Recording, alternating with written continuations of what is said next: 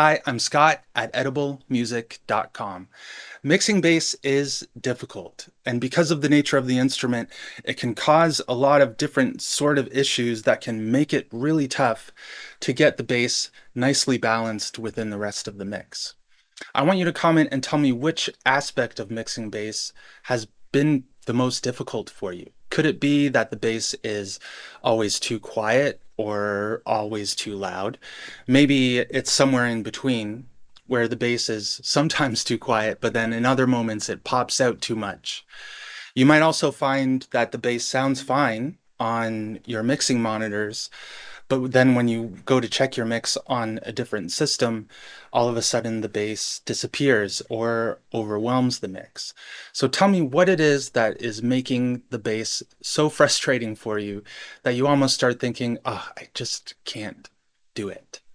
But before you go pointing fingers at yourself, I want to show you a few strategies to help you solve these difficulties that can come up when you're mixing bass.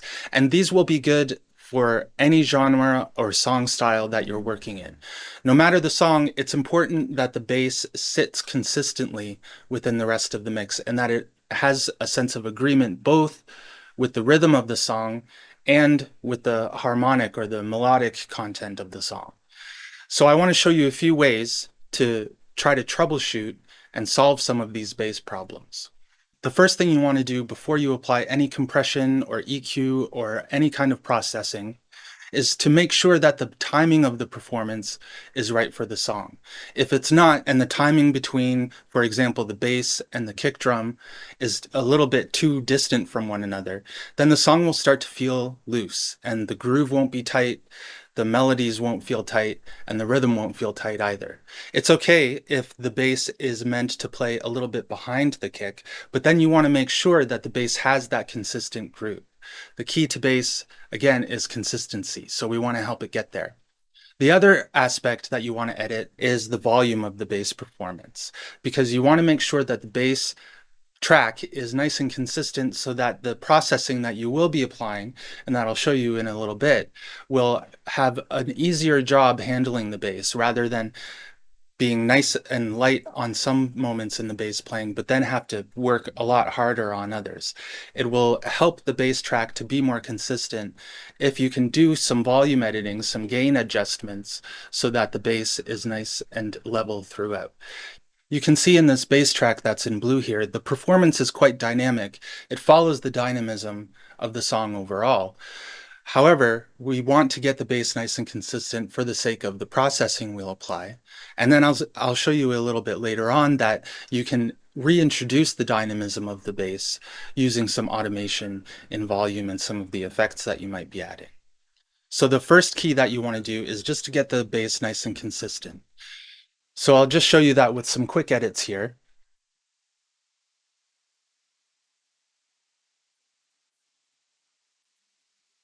Bring the gain up.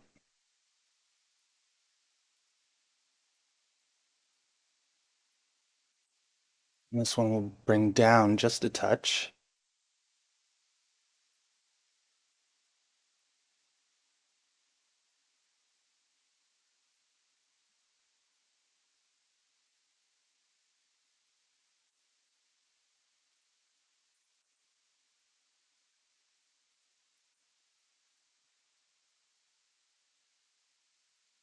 Now I'm satisfied with this just as an example, but if you need to get more precise with your bass editing, then you should, because having a consistent bass level throughout will really help and have a great impact, not only on the processing, but on the way that the bass feels throughout the song. You want it to feel consistent. So this bit of editing before you do any processing has a great impact in order to get it headed in that direction. Next is to apply some EQ, but before we do that, it's worth thinking about the monitoring system that you're using. If it doesn't have a lot of bass response, then that's why you might find yourself turning the bass up by quite a lot. But then if you're mixing in an empty room, then all of the reflections of the bass sounds that are coming off of the walls will increase the sense of bass as well. So then you might turn it down too much. So it can get very tricky. There's no perfect mixing room. However, what I would suggest for you to do is to just put some stuff into your mixing room, like a couch, some bookshelves, some chairs, sort of dense things that can be at least mildly absorbent, and that will help you a lot. The other thing that will help you a lot is to turn down your mixing level, because the louder that your monitors are playing, the more reflections are going to be swimming around. If it's a little bit quieter, then you won't have that interference coming from the room, and you'll be able to focus a lot more directly on the monitors themselves. I would also suggest to mix at the same level while you're mixing your bass. Keep it at the same level because the bass response will vary quite a lot. If you were to listen to a song on the radio or just listening to a song on your system and you turned it down, one of the first instruments as you dim the volume that will disappear will be the bass. But then as you turn it up more and more and more, the bass will become a much louder part of the program. So it can be tricky if you're moving the volume around a lot to get a clear sense of just where the bass is in the mix balance. So if you keep it at a set level, then that helps you to align your ears and your listening to match the bass with that level. And then it's okay if it gets a little bit quieter as you turn it down. That's normal. And then it's okay if the bass gets a little bit louder as you turn the song up. That's a little bit normal. That's quite normal as well. So leave it at the same level. And while it's okay to isolate and solo an instrument or a program element if you need to do some really specific cleanup work on it, when you're mixing the bass, it's a lot more helpful if you're doing it within the context of the rest of the arrangement. So we'll listen to it. Now you can start processing the bass while the song is playing through. I want you to think of the bass in 3 sections, the bottom and the middle and the top, and we'll work our way up from the bottom of the bass to the top to help it get to be nice and consistent. Start out with just a few EQ moves. The first one is a low cut filter at around 30. This will help to get rid of some of the handling noises, some of the mechanical noises that might come through the bass. The lowest note on a bass is, I think, somewhere around 40 or 41 hertz. So if you set your low pass filter down at 30, it's going to eliminate some of those very, very, very low frequencies that aren't actually helpful to the performance of the bass part. So you can get rid of that. The second filter that you can add is a wide boost, say by about 3 dB. And this is going to be for the bottom end of the bass. You can then add, let's say around 450, what will seem like a really severe dip.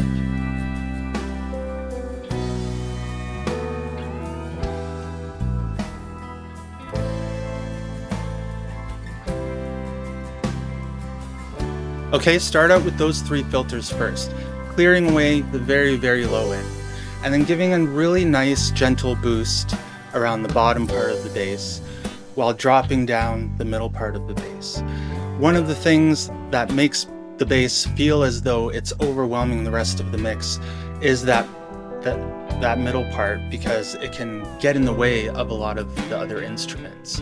Or conversely, if it's not sounding loud enough, a lot of the other instruments might be getting in the way there. But if you start out with these 3 filters, you can also adjust them and slide them around nice and easy so that you can find the right spot for the bass depending upon the song that you're working in. So you can move this second filter a little bit down if you want the bass to feel a bit lower.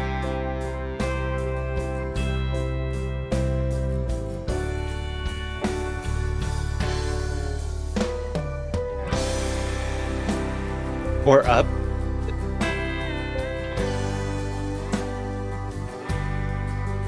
And same with this third filter. You might not need to go that far down.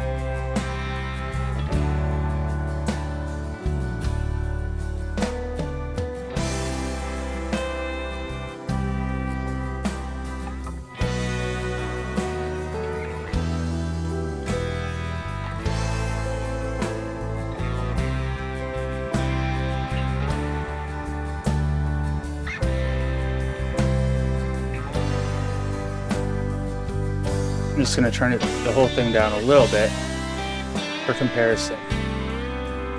Now, these EQ moves might seem like a lot at first to you, but because of the nature of the bass, you have the capability to bend the sound a little bit more than you would with brighter sounds like the guitars or the piano on this song that depend more on our ear's ability to localize where a sound is coming from.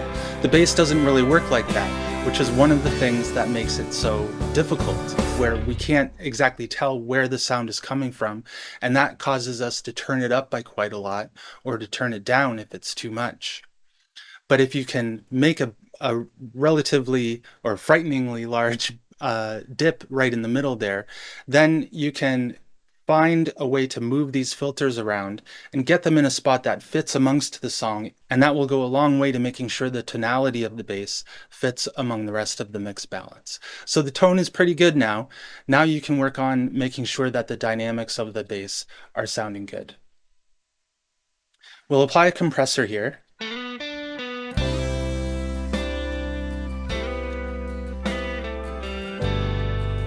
And because this bass part is rather dynamic, I'm going to go to a 6:1 ratio. Turn off that. And maybe a 30 millisecond attack time.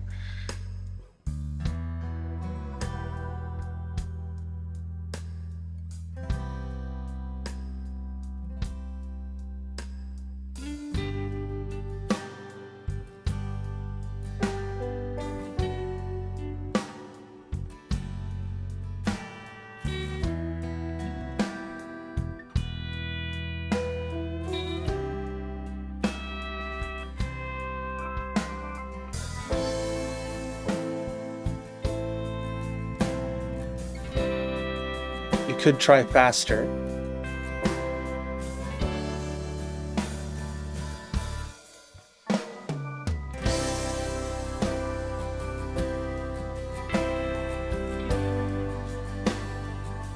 But I find on this bass that kind of eliminates that initial tone that the bass gives you. So I'll leave it at 30. A longer release will hold the tail of the bass down, so it'll emphasize more on the beginning part of it. But with a nice sort of slow tempo song like this, it's nice to have the bass feel open and to have a shorter release. And here that way, it comes up a little bit more. But admittedly, it is easier if you just were to choose an auto release. I'm going to pull the threshold up just a bit.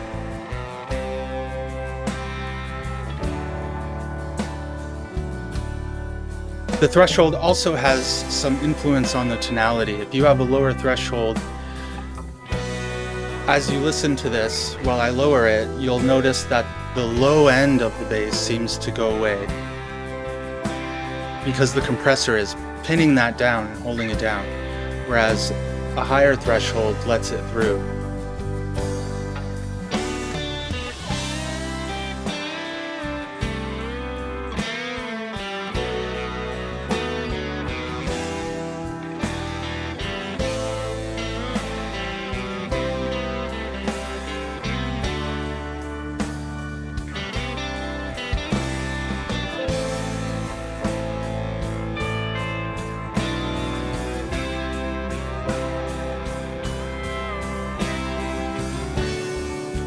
Now it's starting to get there. So you have applied some EQ to get a nice balance in the tone of the bass, and some compression will help to keep it nice and consistent and kind of locked into place. You can tell on this bass, the low end feels nice and solid now, but we don't have a lot of the higher end part of the bass, which would help us to perform that kind of localization and to help the bass translate onto other systems. So what you could also do is to add another filter. Let's go a little bit higher, around 4K.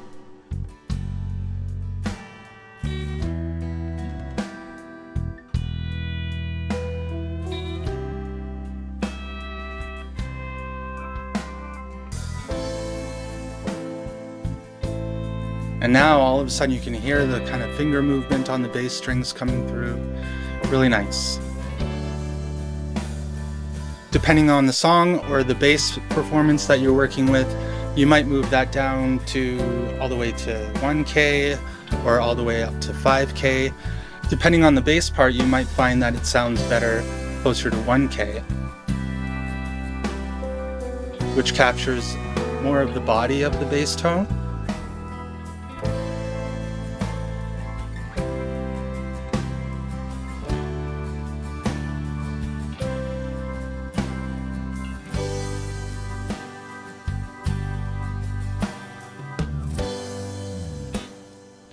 And you might also need to go all the way up to 5K potentially, but it does help the bass to stand out and to join with the other instruments in the arrangement. Now, the bass feels as though it's playing not only with the drums, but also with the guitars that are happening as well. And we get that sense because we can hear the fingers moving on the instrument. If your bass track doesn't contain those upper frequencies in order to give it that articulation, then you might consider doing some parallel processing. And I'll show you a few different kinds of parallel processing that you can do to help solve that bass problem that you're having and really get it sounding good. There are some cool things you can do with parallel processing, and I'll show you that too.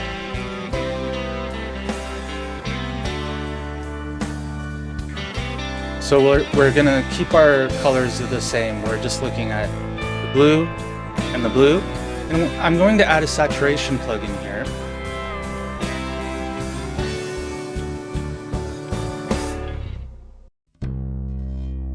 And what saturation does is it adds more frequency content to the sound. So if your bass instrument is missing that nice sense of body to it, then a saturation plugin can help to fill in that space fairly well. What it might also do, though, is to bring out some of the unwanted noises.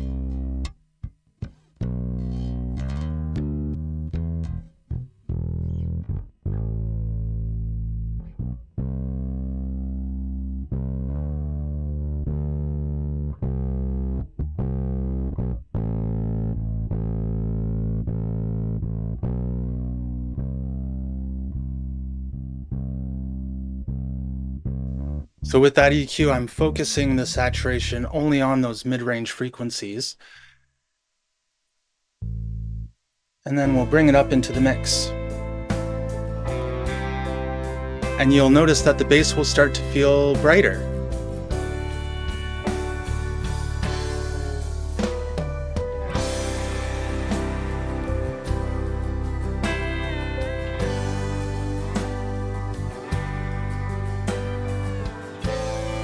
Tighten it up even more on the bottom.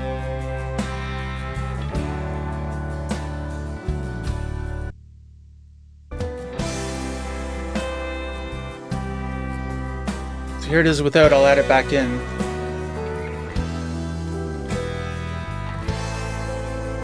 Pretty good.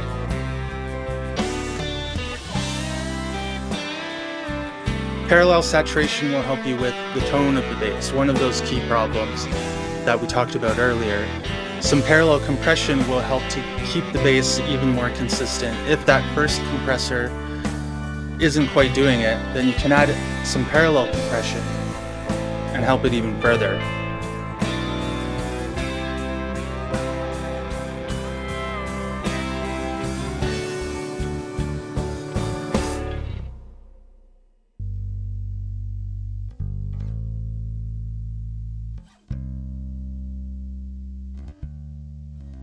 And here you can do somewhere between 10 or 12 dB of gain reduction.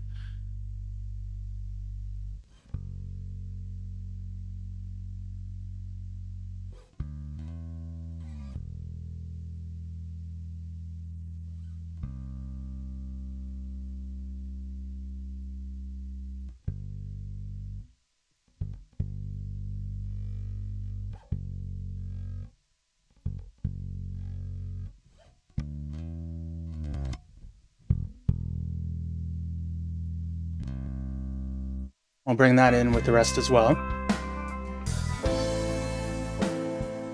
So while the saturation was more about those upper frequency tones of the bass, this parallel compressor is more about solidifying the middle and the lower parts of the bass.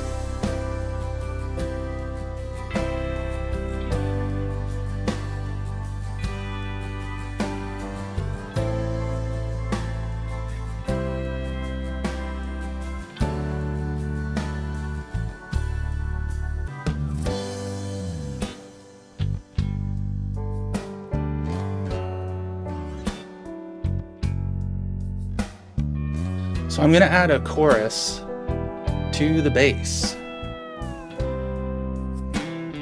This is especially useful for slower tempo songs like this one, where you might want to have a sense of air around the bass, and it'll also help to widen it a bit.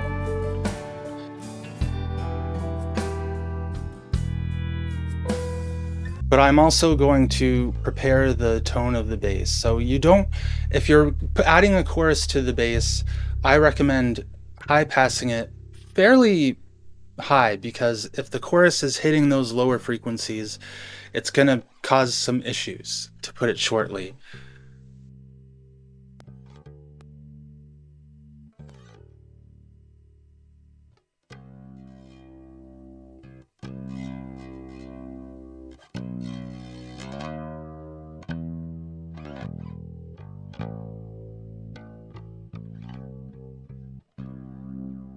That sounds weird on its own, right? But I want you to have a listen to what it sounds like when I bring it in.